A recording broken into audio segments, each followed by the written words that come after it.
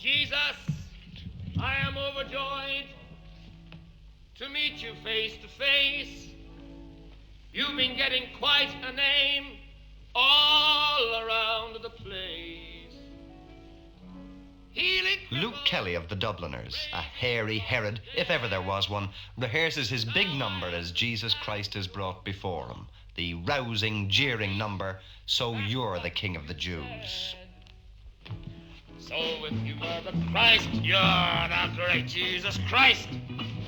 Prove to me that you're divine. Change my water into wine. That's all you need do, and I'll know it's all true. Come on, King of the Jews.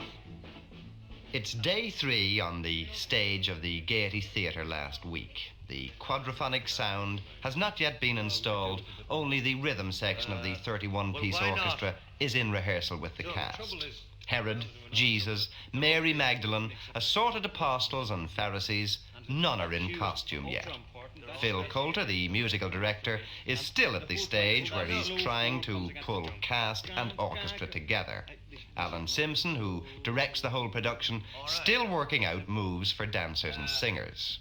A certain amount of shambles still has to be sorted out.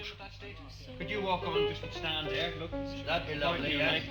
That bunch, there will be a mic there already. Right. So if a few bunch that are here, that half gear themselves to that mic, sing towards that mic, right? Right. So you, the Christ, you're the great Jesus Christ. Prove to me that you're no fool. Walk across my swimming. With a cast of more than 30, it's not always possible even to rehearse on the stage itself.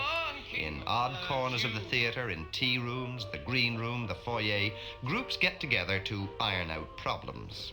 Luke Kelly and Joe McCarthy, who takes over Herod's role next week, work on their dance routine off stage.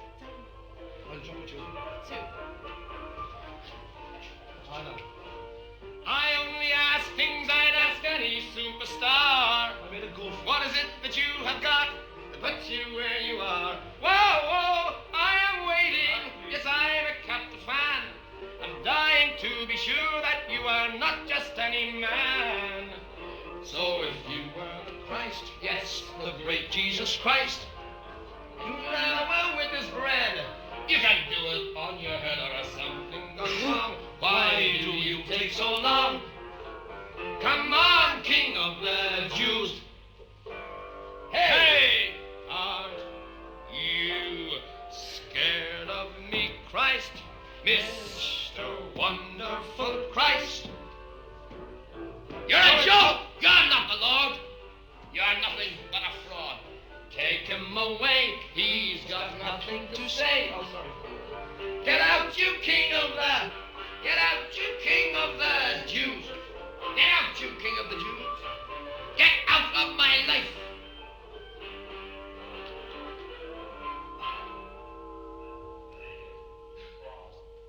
As yet, the full lighting hasn't been rigged, and the cast seems restricted because of scaffolding and rostra. There's little enough room to move. Well, I cluttered the stage, so if it's cluttered too much, that's my responsibility. No, of course we are accommodating the orchestra on the stage, and that takes up a lot of room at the back of the stage. The pit here in the Gaiety is much too small for our orchestra of 30 or whatever it is. You'll have something like 60-odd people on the stage then when you've got the full complement on. Yeah. Is that not an awful lot for what in actual fact is quite a small stage? Well, that's for you to say when you're seeing the show. What do you feel yourself? I don't think it's... No, I don't. It can be done. Actually, it's once the numbers in this are dictated by certain factors, some of them biblical and some of them practical. The biblical one is you've got to have 12 apostles because convent ladies will count, you see. And so that starts. You've got 3 principal apostles who are soloists. So you have to have 9 other men. Then you've got a soul group of 3 ladies, who, like Irish Supremes, and Bushnell's crowd. That's 3. That's 3 ladies.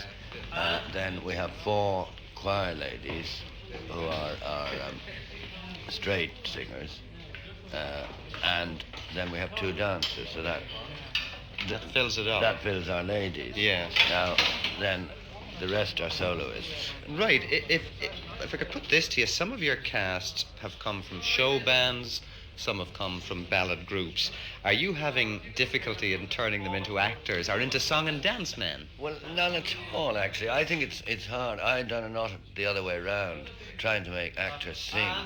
And I think it's easier to make singers act, because particularly pop singers act quite a lot anyway when they're singing. And if you get them used to a certain amount of discipline in movement, I mean, sometimes they jump around at will, and you can't always have that, as you say, if the stage is somewhat cluttered. But are they accepting the discipline of the Very restrictions well, here? Well, of course, I was really put through the hoop last year by the Dubliners, sir.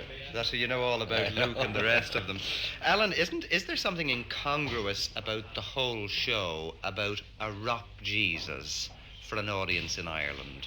Well, no, I don't think, absolutely not. I mean, since 1955, the standard music of anybody who is now under 40 at least, let's not go into this too deeply, but anybody, shall we say, under 40 now, their standard music that they regard as their music is pop, or rock rather.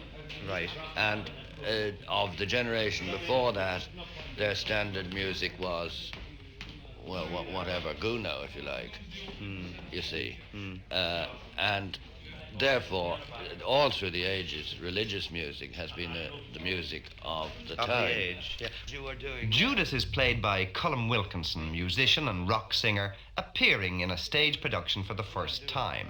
Luke Kelly says he's a natural. But Luke has his own problems. I'm terrified out of my life. Why is this? First of all, I don't know my words. And secondly, I don't know where my feet are. I'm supposed to dance in this. You're only telling the truth. I know that you do dance in it. Is this proving any way difficult to you? Because you're not generally known as a twinkle toes, are you? That's true, yeah. The only dance I ever learned was the slow. What do you remember the slow waltz? The lurch. The lurch, yes. So it's a bit different this time. You find a certain difficulty, but it'll be all right on the night, I presume. Well, I hope so, yeah. Is it true that you're playing Herod as a queer? A pig's ear, yeah. No, there'll be a touch of that. There'll be a touch of camp in it, because I can't imagine myself trying to play a queer in that way. You know, I don't think I'd be able to manage that. Colm, you don't want me to act as well, dancing and singing and acting too. It must be jesting. Colm, as Judas, this I think is your first part in a show of this sort. How do you feel about it? Oh, it's for me, it's a new thing to do this. You know, doing cabaret, trick around town, and it depicts Judas, the whole thing, as being a very sort of sympathetic person. It's not the real evil character that the catechism and all this. He's the good bad guy. He seems to be an instrument of our Lord's will, sort of, in this, and he's played very sort of aggressively. And, let me ask you both this: is there? This is an entertainment, Luke and Colm. Is there any religious feeling in it at all, or is it pure entertainment? Does it move you, or should it move you? Oh yeah. I think if you're not moved by this show, then there's something lacking in your sense of Christianity. This is the most. It's not a waste of time in a call. Yeah, this is the most reaffirming show. Yeah, fabulous. That I've ever seen. I didn't believe before I came into rehearsal. I didn't bother reading the script or listening to the record because I didn't want to be influenced by that. But I never expected to have the profundity that it has.